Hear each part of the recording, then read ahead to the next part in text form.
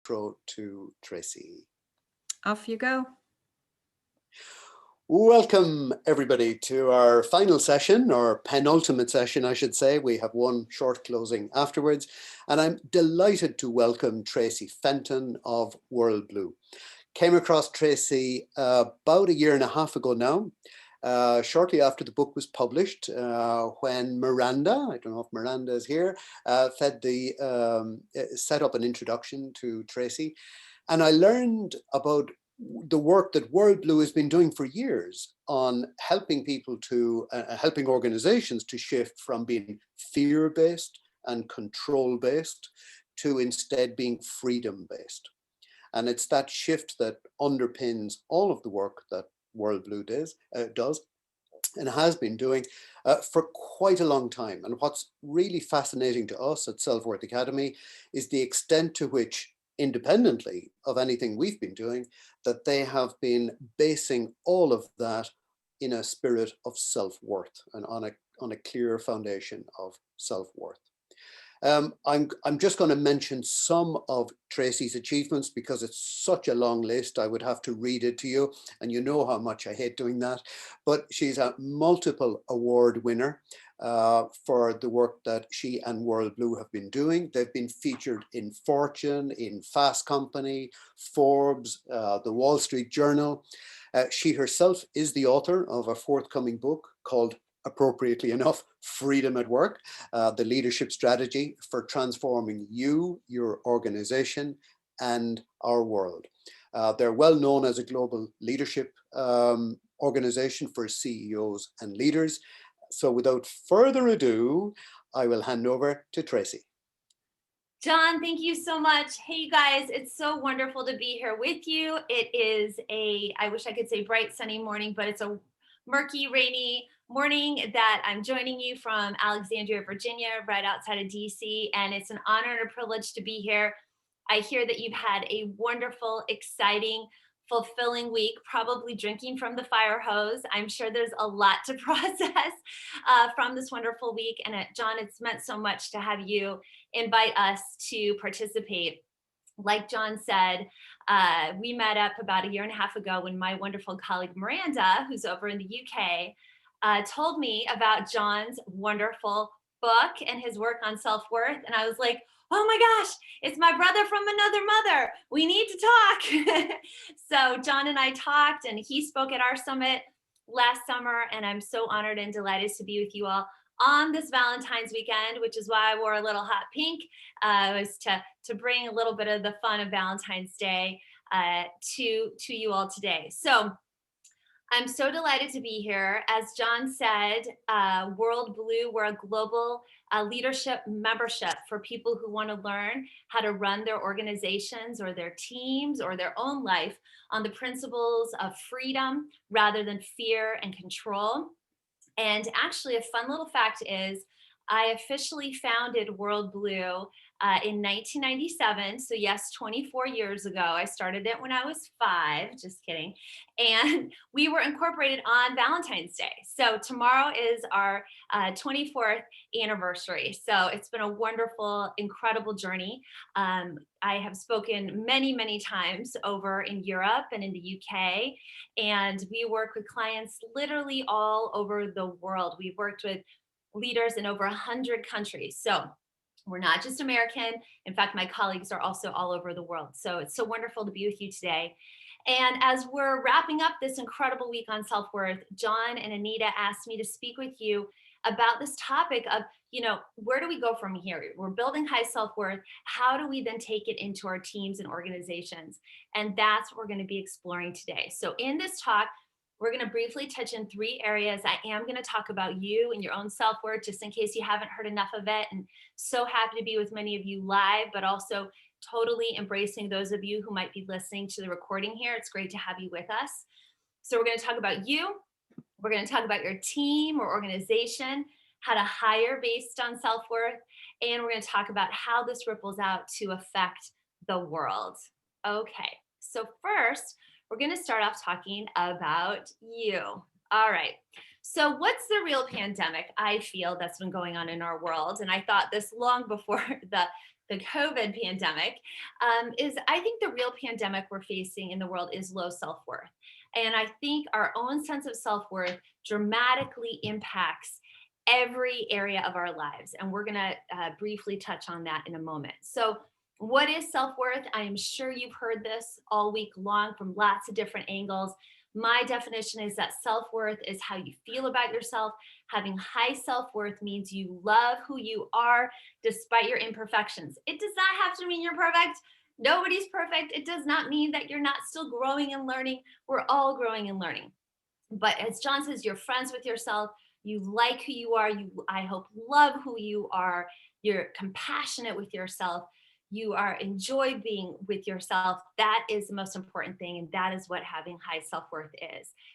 Self-worth is not self-confidence. We all know there's plenty of people out there who can act very self-confident, but it doesn't mean they're grounded and centered in having high self-worth, meaning loving who they are. So some of the characteristics of high and low self-worth, and Anita, I sent this chart to you at the very last minute last night, so I don't know if you were able to get this out to everyone, but just briefly, what I have found is some of the characteristics of low self-worth as we've worked with leaders all over the world is maybe individuals don't ever feel good enough, they're never up to par. They can engage in hot and cold behavior. One minute they're warm and loving, the next minute they're giving you the icy shoulder. They can be manipulative, overly self-critical, judgmental, negative, arrogant. They typically lack personal accountability, self-centered, can be very dramatic and controlling of others. These are all characteristics of low self-worth. So when you see others engaging in this behavior, take a step back and ask yourself, where's their self-worth level? Because that's the real issue here that we need to address. So some of the characteristics of high self-worth, on the other hand, is the individual feels good enough. They're good enough in who they are. They have worth even when they make a mistake. They're consistent in their emotional tenor. They have high integrity. They operate from a place of freedom rather than fear. They're forgiving. They're forgiving of themselves. They're forgiving to others. They're positive and joyous. They're humble. They take personal accountability. They can exercise self-control. They're focused on serving others rather than incessantly focused on themselves and self-centered. And they're not dramatic. Okay, so where is your level of self-worth? And I'm sure you all have been talking about this all week long, but I wanted to touch on this with a question that we ask people. And again, we teach this as well all over the world. And this is a question we ask, and I would like you to answer it. Grab a pen and paper, think it in your mind. And it's this question: on a scale of 1 to 10, with 10 being the highest, how would you rate your level of self-worth and why? How would you rate your level of self-worth and why? I'd like you to give yourself a number. Give yourself a number, please, right now in your mind, or you can write it down.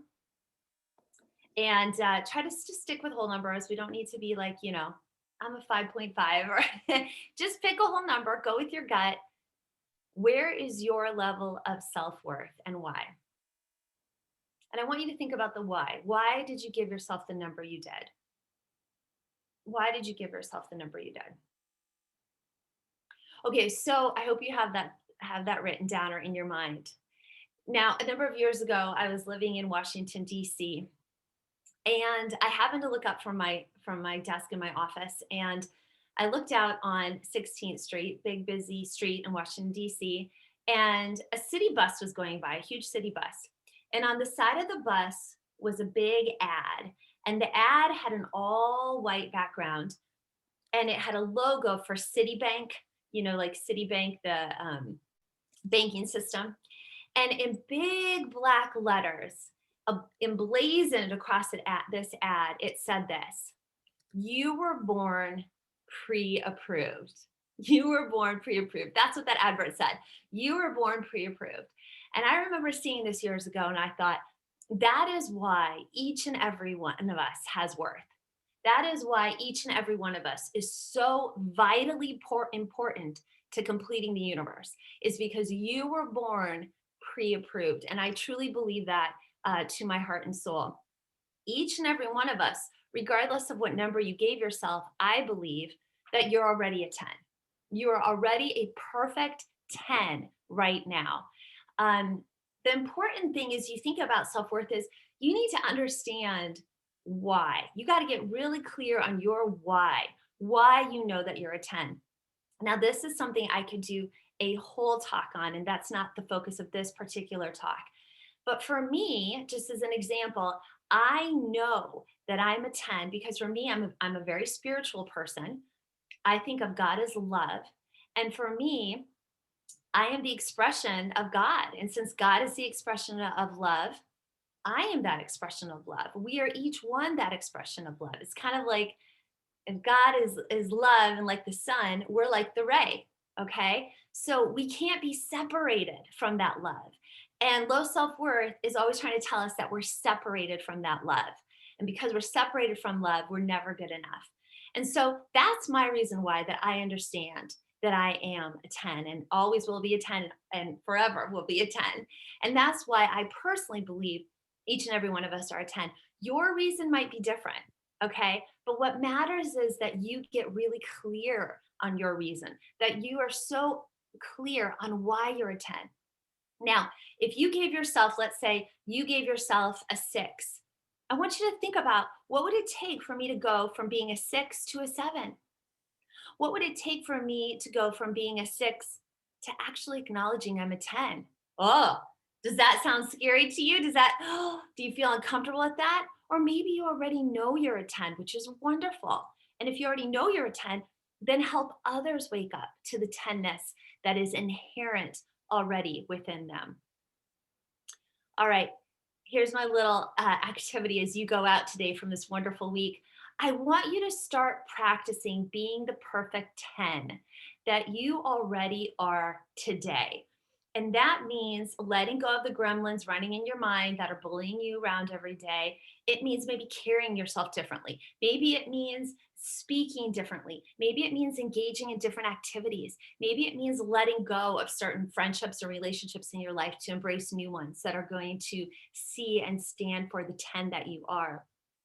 As you go out from this wonderful week focusing on self worth, I want you to start practicing stepping into that perfect 10 that you already are right now. Why wait? I mean, why the heck did you show up today? Why the heck did you show up to listen to the playback or be here for this week? It's because deep down you know that what I'm telling you is true, that you are a 10. And guess what? No one's going to give you permission to be it. You have to start being it yourself. So I'm inviting you to step out and start practicing being that perfect 10 that you are. The entire world will be benefited by it. It's very, very important that we start doing this. All right. Now let's talk about, we've touched on you. I want to talk about how do we bring self-worth into your team, or those of you who maybe run an organization, how we bring it into your organization. Or you can think of a team as a family too. All right. So much of hiring today, when we're hiring for our teams or organizations, it focuses on skill set, past experience, values alignment, pedigree, your CV, how well you score on various exams or algorithms. But the number one thing you actually need to hire for is an individual's level of self-worth. First and foremost, you can look at all those other things that I just talked about. Yes, you can look at their CV. Yes, you can look at how well they do on different tests. And obviously want to make sure there are values alignment there with your organization. But the number one thing you have to look for first is that the individual's level of self-worth if you want to build a high performing team. If you're not interested in building a high performing team and you just want to be mediocre, disregard what I'm saying. But if you're interested in building a high performing team that clicks, that works well together, this is the number one thing you have to hire for. Now, there's so much dysfunctional behavior that comes from low self worth individuals. We have all worked with them, we all know what it's like. All right. Low self worth people can be manipulative and undermining, even while they're smiling to your face.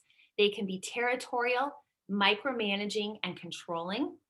They can explode without warning. We've all maybe experienced a boss like that or colleague like that.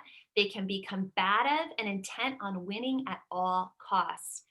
And unfortunately, they can often, in the very worst, be revengeful, unethical, immoral, and very fearful. So, do you really want to work with someone like that? No, I mean, we all can think through our work history and think about people that we have worked with like this or are currently working with who display some of these behaviors. These are not the people any of us want to work with. These are the people you go home and you vent to your spouse about, right? So, what do we need to do? We need to hire for self-worth. Let me give you this tip that's going to save you so much money, time, and your sanity. Only hire eights or higher. So when I asked you that question on a 1 to 10, where do you rate your self-worth? Okay. What you're looking for is people who give themselves an 8 or higher. 8 or higher is going to be your high self-worth zone. Now, maybe some of you are on the call right now going, well, I'm not even an 8 or higher. Oh my gosh, would I not even be on the team? I'm going to talk about that in just a minute. But when you're hiring, you want to hire eights or higher. That's going to be your high self-worth zone, folks. Okay. So when you hire a high self-worth team, everything just works. And let me tell you, 24 years of running my own company, I have made the mistake of hiring many low self-worth people. I didn't until I knew this. Low self-worth people who had brilliant and fabulous CVs and had been very successful, but they had low self-worth and they ended up being a pain in the butt to work with. It was very challenging. But now I have a team that's all high self-worth people, and we're able to focus not on the drama, not on someone's drama, but on actually serving our members and getting the job done and enjoying the process. So when you hire a high self-worth team, everything just works. There's a high level of freedom rather than fear and control, engagement and trust, personal accountability, joy and support, and creativity and innovation, and many other positive things that come from having that high self-worth team. In the end, this is going to set you up for breakthrough levels of success. So, what does hiring high self-worth leaders look like in practice? Okay. So, in your early hiring stages, you just ask the candidate that key question on a scale of 1 to 10, with 10 being the highest. How would you rate your level of self-worth and why? That's the key question that you want to ask the candidate that you're hiring. Okay. Again, you're only going to hire eights or higher, only eights or higher. Now, let me give you an example of a company that did this, because you might be thinking, well, how does this actually work? All right, well, this is one of our member organizations. They're called Widen. They're a digital asset management company. They've been around for over 70 years, and they have, 300 employees now, multi-million dollar, $50 million company. They're based in Madison, Wisconsin. So I work with their CEO and talked with him. They were having hiring problems. And I said, look, why don't you go ahead and use this question? So the way they break it down in their hiring process in the very early stage is this. First, they ask the candidate, what is self-worth? So how does the candidate define what self-worth is? So they have a discussion on that. Then they ask them the key question I just shared with you.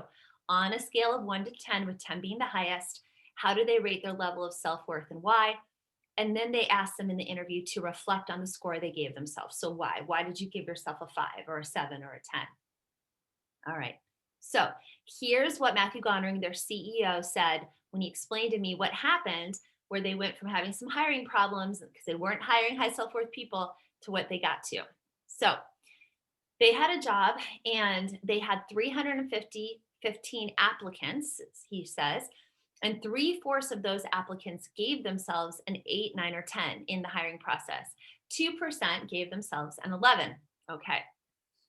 The lowest score was a 3, and 11% of applicants chose not to answer the question. Somebody who chooses not to answer the question, that's probably a person who is afraid and lacks self-awareness. So you'd have to really think if that's someone you want on your team. I would say no if you're trying to hire for a high self-worth team. He says a total of 25 of the applicants gave themselves a 10. So a quarter of the applicants actually gave themselves a 10. All right. Of those 315, they hired 7, 5 of which gave themselves a 10, and 2 of which gave themselves a 9. So they hired 9s and 10s. And he says, I have to say, they're absolute rock stars in the organization. So instead of hiring, which we all know can be so expensive and getting the wrong hire in, they've been able to hire total rock stars and that are high performers that are able to come into the team and hit the ground running. And that's exactly what you're looking for. High self-worth team is going to equal a higher level of performance, success, achievement, and just all out fun, guys, when that's who you're working with. Tracy, Yeah. can I Yes. pop in briefly here? Are Yeah. you okay to take a question at this point, or do you want me I to? prefer to do it at the end. Is that okay, John? Okay, that's Okay. fine. Yeah, we'll Just come back. checking Okay. because So they're piling in. I might answer some of the questions as I go here. So, is there ever an exception to hiring someone who is lower than an 8? Okay. Is there ever an exception to the rule? And yes, there is an exception to when you might consider hiring someone who does not give themselves an 8 or higher. And there's two things you have to look for. So, if you're going to hire someone who's ranked themselves lower than an 8, obviously this is self-reporting, you have to have two things in place. Number one, that individual needs to be willing to acknowledge that their level of self-worth is not as high as it could be. And they have to have the humility to say, I'm willing to work on it. I'm willing to work on it. So if they're willing to work on it and they're willing to acknowledge that they struggle with this, okay, that's check one. You can look at hiring them. But the second thing is you've got to acknowledge then, you got to make sure that you have the resources in place, the emotional, the spiritual, the financial, the training resources to help that individual grow, to help that individual be coached so that they can improve and they can handle some of the communications issues and whatnot that come up often with that low self-worth thinking. So that's the exception. If the individual is willing to acknowledge where they are and to improve on themselves, and you've got the courses, the training, the help to get them there. Yes, if you've got a high caliber applicant and they meet those criteria, of course, you can hire them. Absolutely. We hired an individual on our team about a year and a half ago now who gave herself a 7, but she understood she wanted to improve on this. And of course, we have tons of courses and training that she has now gone through, and her self-worth has skyrocketed, and she's been a very high performer on our team. But if you have individuals and they're not willing to acknowledge, there's a lot of ego involved there. They don't want to admit that they need to grow. They're very masked and they're pretending. It doesn't matter how great their CV may be. That's not a person that you're going to want to add to your team if you want to build a high performing team. Okay. So that's the exception to the rule. So here's what you're going to do. You're going to incorporate this key question into your hiring process, which is on a scale, right? On a scale of 1 to 10, with 10 being the highest, how would you rate your level of self-worth and why? And why? So it's a quantitative and qualitative answer. All right. So put this into the early stages of your hiring process. And again, only hire people who give themselves an 8 or higher, or who meet those two rules that I just mentioned. They're willing to work on themselves, and you've got the resources to help them get there. Okay. So lastly, let's talk about our world. So we've talked about ourselves, our team, and our organization in our world. And obviously, it goes without saying that when we have high self-worth, this positively impacts many areas of our lives. I've been asked to speak all over the world about the impact we as adults have on our children, our level of self-worth on our children. I think we have to ask ourselves, are we raising high self-worth children? Humble, obviously, but high self-worth children who love themselves. I'm not a mom, but I'm a very, very involved aunt. I have 2 nephews and a niece, and I talk with them all the time about their self-worth. I talk with them about how important they are, how valuable they are. I help them find their own answers to why they need to love themselves. So it's very important. I see, you can go to the grocery store and you can just see parents who are completely denigrating their child's sense of self-worth. It's heartbreaking to me. So as adults, I think we really need to understand the impact our level of self-worth has on our children. And if we're not quite there and feeling like the 10 that we are, it's okay. That's why we're here. We can work on this. We can grow. And you can maybe grow with your children. If it's something that you're working on, you can grow together.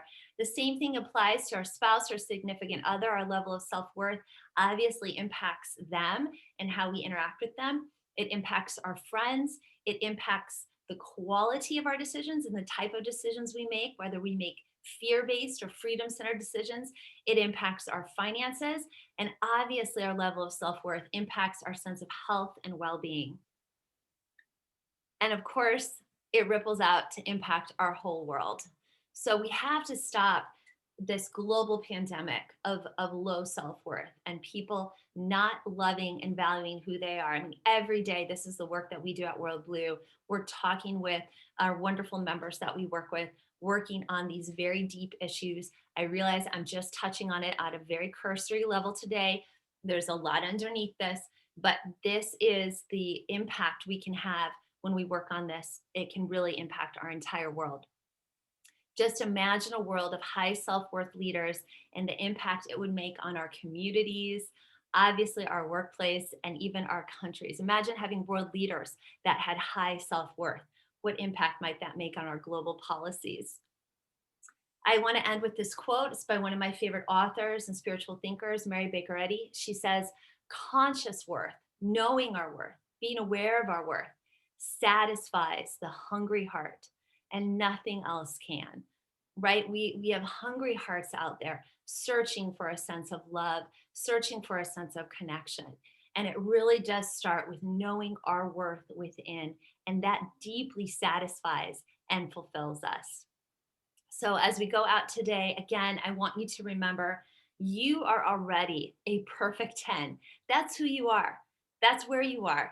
I invite you to claim it, to think about claiming it, and to go out and practice being that beautiful, wonderful 10 that you already are. Thanks so much. Here's my email, guys. If you have any questions, I'd love to hear them. And we'll go over to you now, John. Well, we've had a very busy chat going on while you've been outlining that, Traci. So I'll do my best to cluster up and summarize up some of the questions. Yeah. A lot of the comments have centered on the self-evaluation, the self-declaration, Yeah. a declarative evaluation, as one person put it. And there's a few questions around that, which I'll ask all together, and then you can choose the order you answer them. First of all, isn't that dangerous? Mightn't they know that's what you're looking for? And secondly, how do we know that they're actually answering a self-worth question rather than a self-esteem question? Because we all know that self-esteem goes up and down. So if it happened to be a down day on the self-esteem front, they might say, oh, 6, and, fail the test, even though their intrinsic self-worth might be considerably higher. How do they know Yeah. that? Right. So I kind of answer both of those questions when I talked through how you go about in the hiring. So first of all, what you're going to do is you're going to ask them what is self-worth to them. So when I gave you the example of Wyden, right, you ask them, what is self-worth to you? And that's where you can kind of have a discussion to say, okay, are they identifying self-worth as self-confidence or self-esteem or something else? So you want to have that shared understanding. And then from there, the question becomes, okay, on a 1 to 10, where are you? Now, obviously, you need to create the conditions of psychological safety for that person so they're going to feel comfortable answering it. And to the point of, can someone game the test? Yeah, sure. Someone could say I'm a 10. Someone could say I'm 100. As Matthew said, I'm an 11. But then what's the question after that? And why? So give yourself the number and why. Why do you give yourself a 10? Why do you give yourself 100? And the person hiring needs to be discerning to say, okay, the and why, if this person's like, their self-worth is all externally derived and it's because I make tons of money and I drive a fancy car and I'm, super in shape and it's all these whatever sort of external things, that's a pretty good indicator that their self-worth is not on the rock, right? But if they can articulate to you kind of like I shared, here's where my sense of self-worth comes from. Obviously, everyone's going to be different. That the why, you want the why to be internal. This is normally what we talk about when I have more time, but obviously the self-worth has to come from within. It has to come from within oneself. It cannot be externally derived. So that's how you get around this question. And we've taught this to folks from all over the world, and it's worked very, very well. And you can usually tell if someone's gaming it or trying to just feed you the answer you want by having that level of discernment and why. and getting clear on what self-worth is. Yeah. Now let's come to the really chunky one. And I knew this was going to be posed. It's posed in many different forms. Yeah. There's quite a number of people here on the call and probably on the recording, Tracy, who make their living from supporting organizations, sometimes organizations in which people have been working for 20 years or longer, but for whatever reason, cultural, upbringing, etc., whose self-worth might be quite genuinely low. And there's a lot of people here who work in that sphere of supporting organizations to maybe create more humane environments where people can, in fact, improve their self-worth. What would you say to them? Great. So what's the question exactly? Sorry, Well, that's what we do at WorldBlu. We're helping organizations all the time help people improve their self-worth. Yeah. So is the question, sorry, John, I'm not clear on the question. I'm like, that's great. It comes in different forms. Let me find Sonia. Is Sonia here? Do you want to chip in, Sonia? Oh, you're on mute, Sonia. Yeah. So click the button.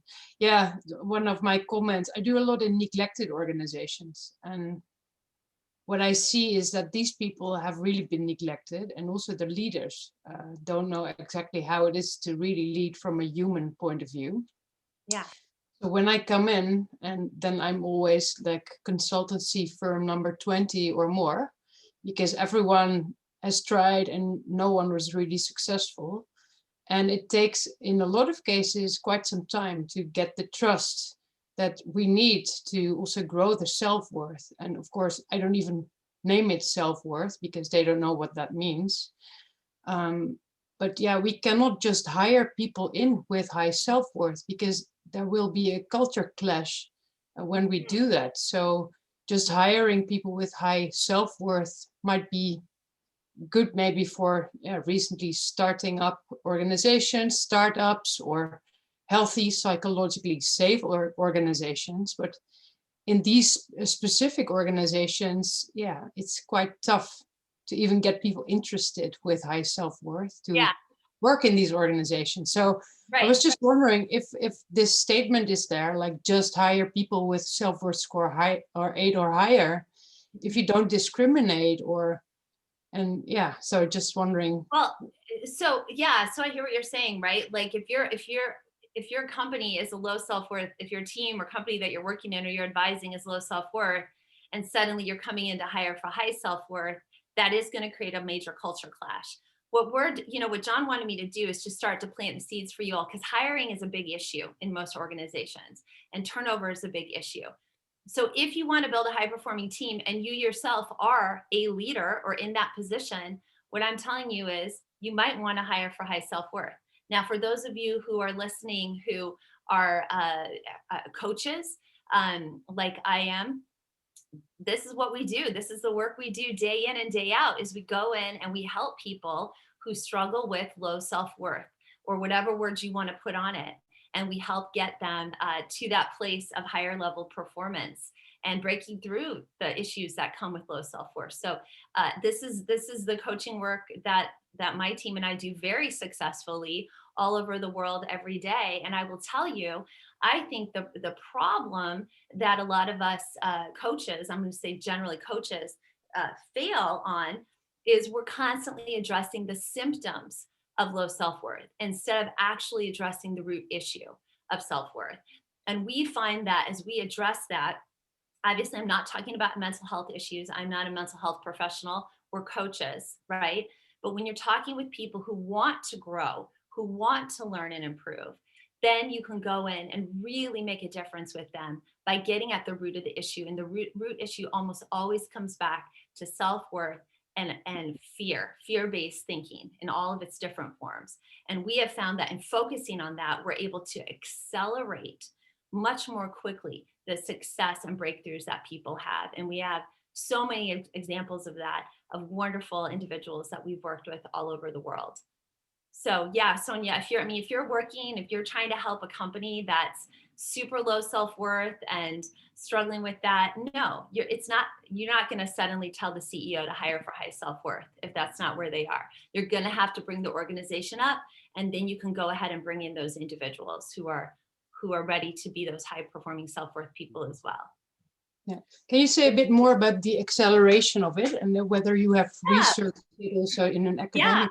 Yeah, no, no, there isn't academic work on this, but I will be talking in my book about it that comes out in the fall.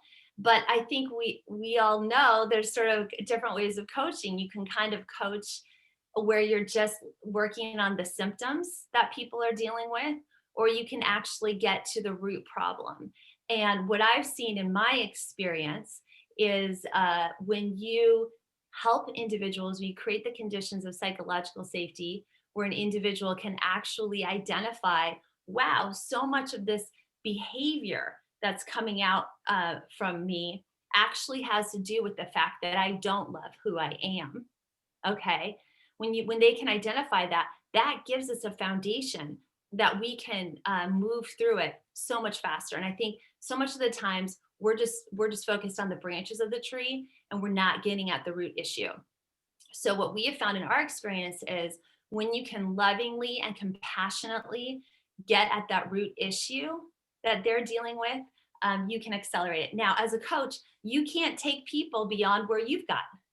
So if you yourself are struggling with self-worth, let's say you only gave yourself a 6, you're not going to be able to take people to a 10 if you haven't gotten there yet yourself. You're going to have to do that inner work yourself first, get yourself up higher, and then you'll be able to take people there with you.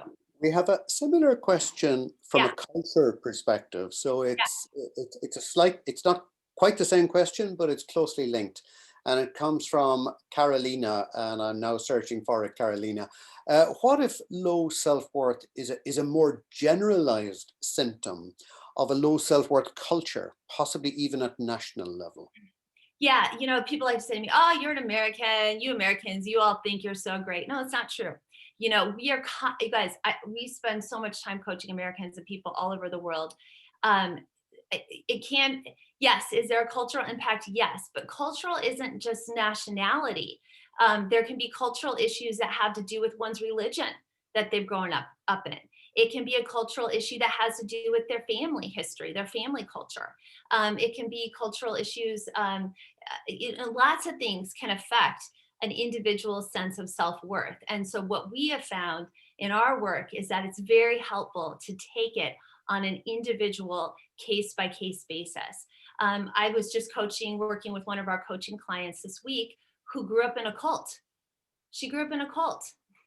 And I was working with her on her self-worth. And she has just made huge strides going from feeling like a 1 or a 2 to now she's got herself at about a 7 or 8 because we've addressed these issues that she had to face. And she grew up in the US. We grew up in the same city. We actually went to the same high school. So everything same. I grew up in Cedar Rapids, Iowa. We went to the same high school, same city. I had no idea. I didn't know her growing up. We went to a really big high school, that she was growing up in a cult. She found her way to our work, you know, and I'm working with her and coaching her. And you all know the feeling when an individual has that breakthrough. She had tears in her eyes this past week in our work together, where she was just like, yes, I know that I am a 10. That level of acceptance of getting there. Now, we've had multiple conversations. I'm just giving you the Cliff Notes version. But yes, there's all kinds of cultural impacts.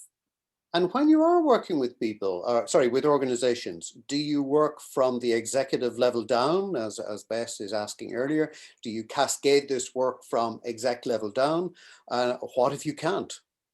Because very often the culture is driven from executive level. Right. Well, I'll tell you, I gave a speech a number of years ago to 100 CEOs, and I asked them this question on a 1 to 10, where's your self-worth and why? And at the end of the day, I asked how many gave themselves an 8 or higher, raise your hand. And of those 100 CEOs in the room, only 3 gave themselves an 8 or higher. So yes, this is I'm telling you, this is a global pandemic. Low self-worth is a global pandemic. Most people do not love themselves. Most people, it doesn't matter what your title is, it doesn't matter if you're the CEO or the executive, most people are struggling with this. So the way we work at WorldBlu, we're a membership organization. You can join as an individual leader, you can join as a CEO, or you can join for your organization. So we're going to work with at whatever level that person comes in. yes, I do believe that it's very helpful if you are working at an organizational level, if you can work with CEO and top leadership first on this. Chances are probably none of them are 10s, okay? And then and as they awaken and as they're able to see how much of the dysfunctional leadership behavior they engage in because they don't like themselves and they're trying to get out significance externally. They're trying to get a sense of power and control externally because they don't already feel it within. Yes, you can work with them and then that can cascade down. But it's also possible to work with individuals one-on-one. So it can go any way, however you feel led, because it is an individual journey. Yeah. We have an intriguing question on the call that I absolutely have to put to you. It's somebody who said that that when they gave themselves a score at the very beginning, they gave themselves a very low score. If you were interviewing them for a job next week, how should they answer? Well, I guess you need to be honest, you know. And like I said, there's an exception. There's always an exception to the rule. See, this is why I'm challenging y'all today. And I realize this is provocative because you're sitting there going, holy crap, I wouldn't be good enough to be hired for the job. You know, some of you might be saying that. And I realize this is provocative, but that's why you're here. And that's why you're engaging in this self-worth week work this week, is because chances are most of us on this call need to work on our own self-worth as well. So yes, if that individual gave themselves a low score and they go into the interview and they say on a 1 to 10, I'm a 2, but you say, but you know what? I want to grow. I want to work on this. I want to improve. And that employer says, great, I get it. And you're saying, I have a self-awareness. I can understand that sometimes when I'm engaging in attacking behavior or manipulative behavior or defensive behavior, all of that comes back to self-worth. Okay. And if that individual is able to say, yes, I'm willing to work on these things and I want to be a part of this team, great. You know, and of course it comes down to where that level of the company and their team is as well. But you always need to be honest. I'm watching the chat for any further questions. I would just add to what Traci has just said. One thing she has not mentioned today, but I think it was a very valuable part of a previous talk that she gave, which is what happens in organizations where we don't actually apply the self-worth filter. How much management time is spent managing those with low self-worth, managing all the resulting behaviors of people speaking up in meetings and making noise just to be heard and validated, not taking responsibility, ducking and diving, gossiping, and all the other behaviors that was outlined in that previous chart. What's the total management cost of that? And Exactly. if I recall correctly, in that talk, you described how a company has to put in an entire layer of management just to deal with all of those behaviors. Right. And can we really afford that in the times that we're living in? Right. And those managers themselves, John, probably are struggling with self-worth. So it's just, you're just layering problem upon problem. So it's like I talked about, look, if you want to build a high performing team, I don't know how many of you build teams in this group. Maybe most of you are coaches. I don't know. John asked me to address the issue of leaders and team building. Okay. So if you're building a team, you need to really think about the quality and the level of those folks that you're getting on, where their high self-worth is. Because if you don't, to your point, John, that is going to result in a ton of drama, a ton of dysfunctional behavior. You're spending your time beating your head against the wall because XYZ colleague is driving you nuts, you know, and I'm sorry to put it bluntly, but that's just how it is. And that does, you know, 75% of people who voluntarily leave their job, leave because they have a bad boss. You know, there's tons of research on that. 75% of people leave because of a bad boss. And typically that bad boss is an individual who displays this kind of dysfunctional behavior that comes back to low self-worth and fear-based thinking. Pedro is underlining that, and he's saying that having a high self-worth allows colleagues to work honestly. Yes. And it's so much more fun.